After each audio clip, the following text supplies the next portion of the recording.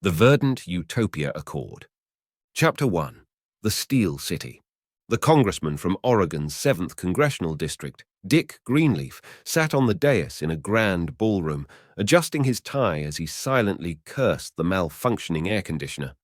Sweat trickled down his temples. The bright stage lights intensified the heat, making him feel he was delivering his climate magnum opus from the sun's surface. The sacrifices I make for Mother Earth, he thought, scanning the audience packed with climate activists, academics, and policy wonks. Remember, AC keeps us cool, but it makes the planet hot, he quipped, feeling a surge of self-satisfaction as a wave of polite chuckles spread through the crowd. Now, let's shift gears and discuss how we can construct an ecotopia right here from Pittsburgh. More tepid applause followed. Greenleaf was in his element, delving into complex intersections between social justice and carbon footprints. Every few minutes, his assistant Sarah handed him a new reusable water bottle filled with ethically sourced artisanal iced tea, which he sipped like a connoisseur. We must unite as a single global community to fight climate change, he thundered, staring down the listless crowd who fanned themselves with conference programs printed on recycled paper. As he sermonized, the chandelier lights flickered momentarily. Even the lights agree with me, Greenleaf mused, feeling a tingling sense of destiny. His smartphone buzzed insistently on the lectern as he prepared for his grand finale. A glance revealed it was Betsy, the Speaker of the House. "Excuse me, folks. Duty calls," he said, quickly wrapping up his remarks and stepping off the stage, his laminated name tag swaying as if to underscore his. Sarah handed him the phone. "Betsy, what's the urgent matter?" "Dick, we're one vote short on the Verdant Utopia Accord. Your vote could make history." Betsy's voice crackled through his state-of-the-art smartphone. Greenleaf peered out a window, catching sight of a homeless man huddled against the cold blizzard winds. The weight of the world is on my shoulders, he thought. "I'll be on the next flight," he assured Betsy. "The storm has grounded everything, Dick, but you need to find a way. The future of our planet depends on it," she replied. Greenleaf snapped into action. "Get me a car, a bus, a train, a dog sled. I don't care which. Just do whatever it takes. We need to get to DC now," he commanded his staff, feeling a rush of adrenaline. This vote was not just a vote, it was his legacy, his greatest triumph.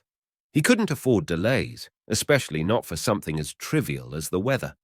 His aides fumbled through their tablets, their faces tinged with desperation. "The trains, planes, and buses are not running due to the blizzard," stammered Jeremy, his communications director. Greenleaf's face flushed. "Well, we can't sit idly by as the earth melts.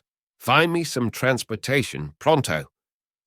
Jeremy and the other aides continued scrambling to find options, their panic rising as the minutes ticked by. Greenleaf paced impatiently, glancing repeatedly at his watch.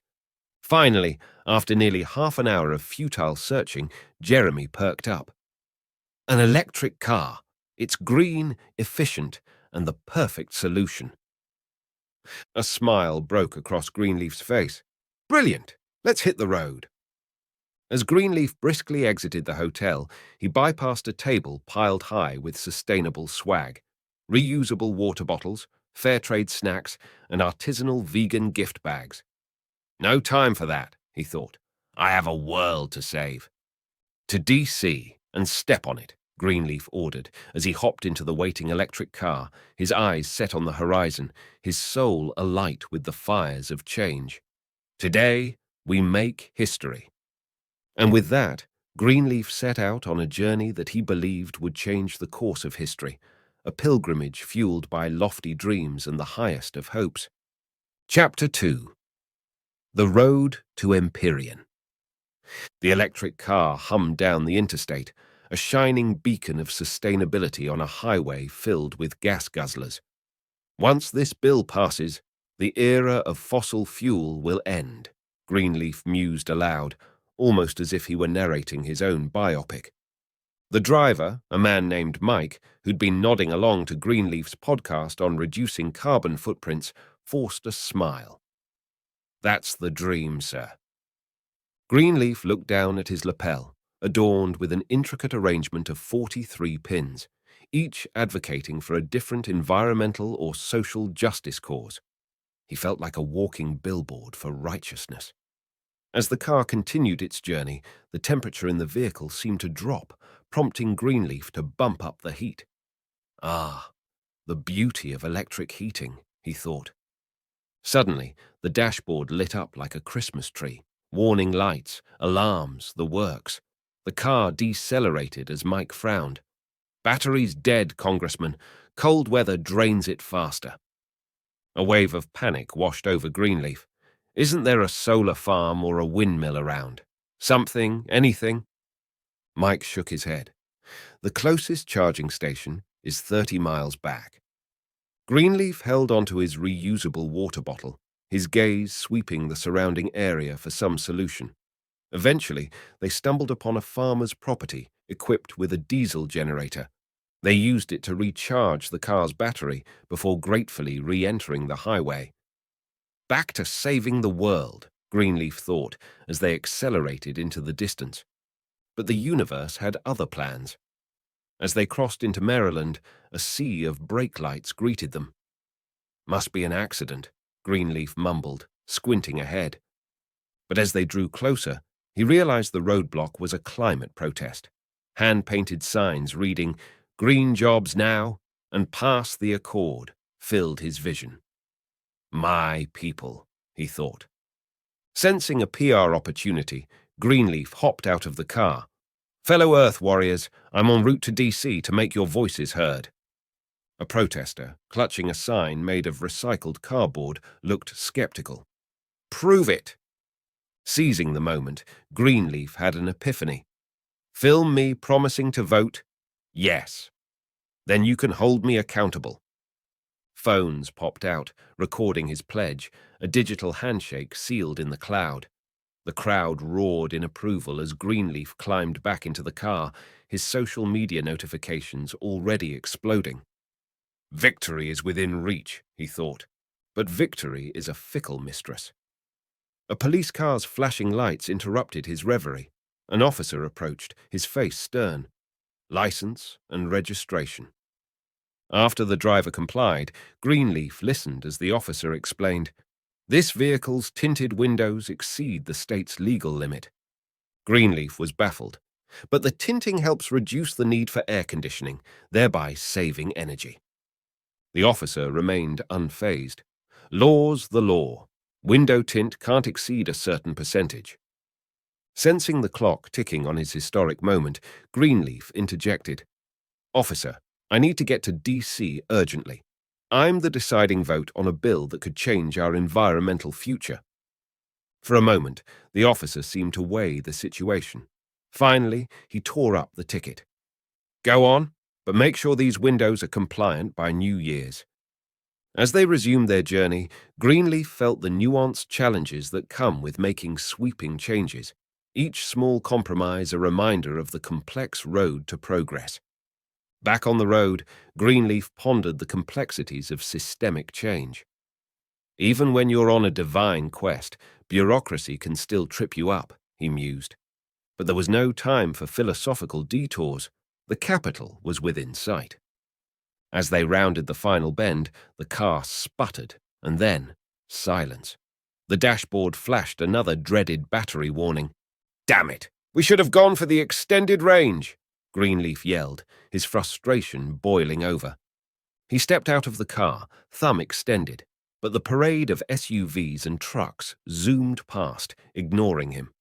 When all seemed lost, the distant clip-clop of horse hooves reached his ears. An Amish buggy pulled up beside him. "You need a lift?" Greenleaf couldn't believe his luck. "To DC, please. I have a world to save." The Amish man nodded as Greenleaf climbed into the buggy, his organic cotton shirt now drenched in sweat, but his spirit buoyed. They were off with a flick of the reins, a 19th century solution to a 21st century problem.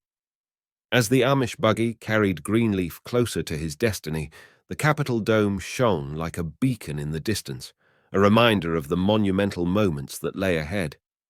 Chapter 3. The district not exceeding 10 miles. The rhythmic clip-clop of the horse's hooves grew fainter as Greenleaf alighted from the Amish buggy. He found himself on Constitution Avenue, the imposing edifice of the Capitol building looming ahead like a celestial body, its grandeur almost palpable. "I've arrived," Greenleaf thought, "at the very altar of democracy." He thanked the Amish family, their faces expressionless, but eyes filled with what he chose to interpret as admiration. With his waterlogged wingtips squelching, Greenleaf dashed up the sweeping steps, his heart pounding in sync with each stride. Once inside the Capitol, the gravity of the moment engulfed him. He straightened his hemp bow tie as if this simple act could prepare him for what lay ahead. Before him, stretched corridors flanked by marble pillars and adorned with statues of historical figures, witnesses to countless moments of political import. Today, they would bear witness to his. Greenleaf rushed through the labyrinthine halls, his eyes on the chamber that would serve as the crucible for his destiny. Ascending a grand staircase 2 steps at a time, he burst into the House chamber, halting as every eye turned to him. "Apologies for my tardiness," he stammered. "I had to resort to a horse and buggy to get here." Before he could elaborate on his eco-friendly odyssey, the room erupted in cheers. "He's here! Now we can proceed!" With a nod to the speaker, who returned his smile, Greenleaf took his seat. "Let's enact this monumental change," she declared, her gavel punctuating the air as applause resounded. The speaker formalized the proceedings. "We have before us the motion to pass the Verdant Utopia Accord. All in favor?" Greenleaf scanned the room, his heart in his throat. A sea of hands shot up. "The ayes have it," he thought, exhilarated. The speaker continued. "All opposed?" A spattering of no, which was quickly greeted with boos. "Order, order!" shouted the speaker as she hammered her gavel. Roll call, the opposition leader declared. "Very well, the clerk will call the roll." With the vote deadlocked at 217 votes for and 217 against, every eye turned to Greenleaf. "Congressman Greenleaf, your vote will tip the scale. Your decision?" This was the juncture, the point in time that would ripple through the annals of history. Trembling with anticipation, Greenleaf stood. "Madame Speaker, I vote aye. The ayes have it." The chamber exploded in cheers, a cacophony that Greenleaf felt might even reach the heavens. They had done it, having already passed in the Senate, and with the president committed to signing it, the Verdant Utopia Accord was as good law. As he sank back into his chair, spent but elated, a young aide wheeled in a TV. "Time to witness the fruits of our labor," someone shouted, and all eyes turned to the screen. The tension was palpable as CNN flashed the ongoing blizzard warnings. Greenleaf held his breath, expecting the map to miraculously turn green, heralding an era of climatic stability. But the blizzard continued, unfazed. Whispers filled the room, the mood shifting from jubilant to puzzled. "Why isn't the weather changing?" murmured voices asked. "Wasn't this supposed to have an immediate impact?" As hours passed, the storm outside showed no signs of abating. The speaker finally switched off the TV. "These things take time," she said, her voice tinged with resignation. Rising, Greenleaf addressed the chamber. "Change doesn't happen overnight. Our resolve must not waver. We have ignited a movement that will, in time, transform the world." A smattering of applause echoed in the chamber, a far cry from the earlier exuberance. Members filed out, each wrapped in contemplation, the atmosphere heavy with triumph and uncertainty. As Greenleaf stepped out into the swirling snow, he caught the speaker's eye. They exchanged a look that conveyed more than words, a mutual recognition of the long, uncertain road ahead, paved with monumental victories and sobering realities. And so, as snowflakes continue to blanket the capital, each one a reminder of nature's indifference to human affairs, Congressman Greenleaf pondered the weight of his actions, their profound yet elusive impact, and the monumental yet Sisyphean task ahead. And now we close the book on Congressman Greenleaf's epic journey, a quest of ambition, urgency, and the intricate dance between ideals and reality. As we part ways, may the echoes of this tale reverberate in your own quests, however grand or humble they may be. Thank you for lending your ears. Until we meet again on another narrative adventure, I bid you adieu. The end.